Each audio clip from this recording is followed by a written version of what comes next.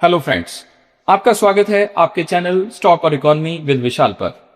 As you know, कुछ दिनों बाद 26 मई 2026 को आरबीआई यूएसडी आईएनआर $5 बिलियन का बाई सेल स्वैप ऑक्शन करने जा रहा है।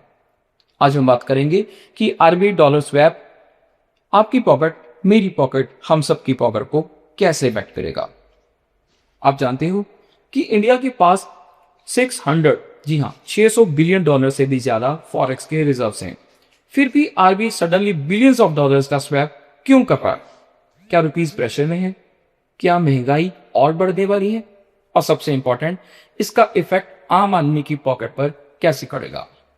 आज हम सिंपल भाषा में समझेंगे कि आरबीआई का latest dollar buy sell swap operation, जो दिखने में टेक्निकल है बट इंडायरेक्टली अफेक्ट करता है पेट्रोल के प्राइसेस को, ईएमआईस को, महंगाई को और इवन जॉब्स को।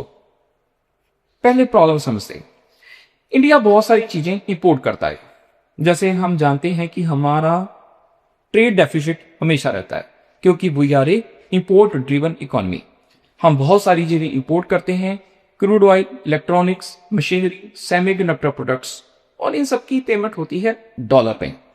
और जब ग्लोबल अनसर्टेनिटी बढ़ती है, जैसे कि अभी मिडिल ईस्ट में वॉर चल रही थी और यूएसडी इंटरेस्ट रेट्स इंक्रीज हो रहे हैं, क्रूड ऑयल महंगा हो रहा है, तो इन्वेस्टर्स जनरली यूएसडी डॉलर की तरफ भागते हैं। रिजल्ट, डॉलर स्ट्रांग हो जाता है और रुपीस वीक होने लगता है।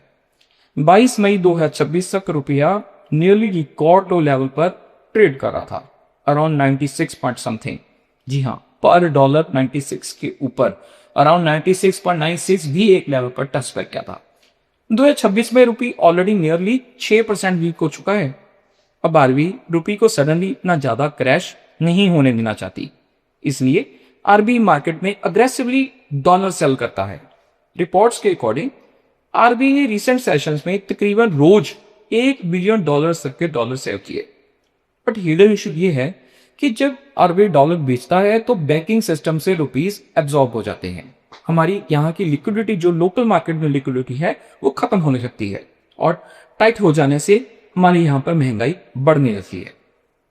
और यहीं पर आरबीआई का आता है स्मार्ट मूव।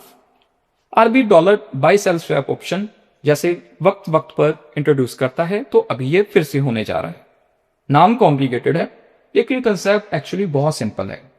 आरबीआई बैंक से टेम्पररी डॉलर्स लेता है और बैंक्स को रुपी देता है। फिर फ्यूचर में आप कहिए कि 3 साल बाद ये डील रिवर्स हो जाती है।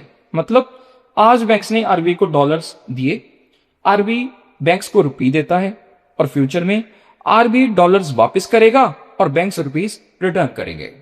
बेसिकली आरबीआई एक साथ 2 काम करता है, रुपीस को स्ट्रॉन्ग करना, सपोर्ट करना, और बैंकिंग सिस्टम में लिक्विडिटी भी मेंटेन करना। और इसी पर्पस के लिए आरबीआई ने रिसेंटली $5 बिलियन रुपी स्वैप ऑक्शन अनाउंस किया है।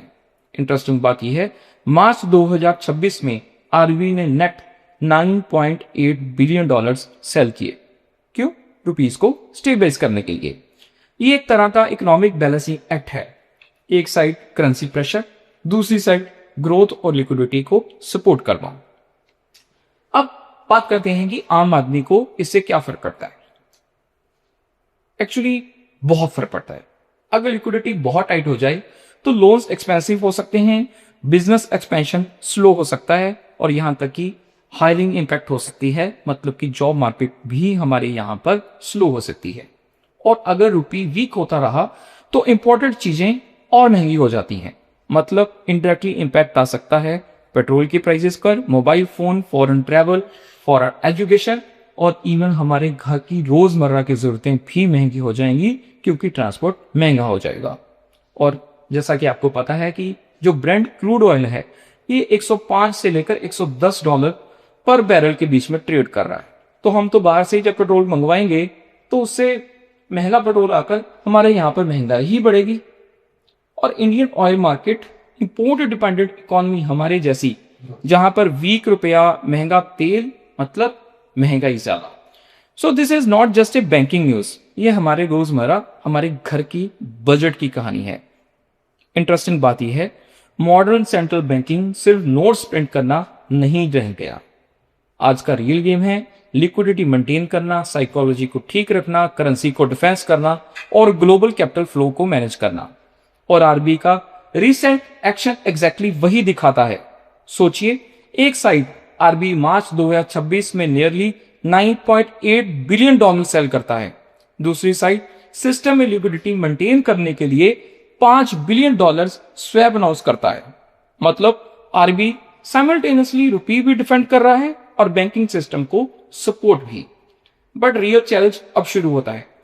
अगर क्रूड ऑयल प्राइसेस हाई रहे, यूएसडी डॉलर स्ट्रांग रहा और फॉरेन इन्वेस्टर्स सेलिंग कंटिन्यू करते रहे, तो आरबीआई कितने टाइम तक रुपीस को कंफर्टेबली स्टेबलाइज कर पाएगा?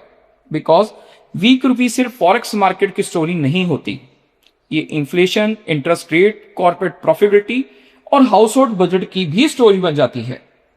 अगले फ्यू मंथ्स डिसाइड करेंगे, इफेक्ट करेंगे विद फेड डिसीजंस को, ऑयल प्राइसेस को और ग्लोबल टेंशंस को। वैसे इंडियन मार्केट्स की डायरेक्शन डिसाइड कर सकती हैं ये सभी फैक्टर लेकर। अगर आपको स्टॉक मार्केट, आरबीआई और इकोनॉमी को सिंपल लैंग्वेज में समझना है तो सब्सक्राइब कीजिए स्टॉक और इकोनॉमी विद विशाल को। Thank you.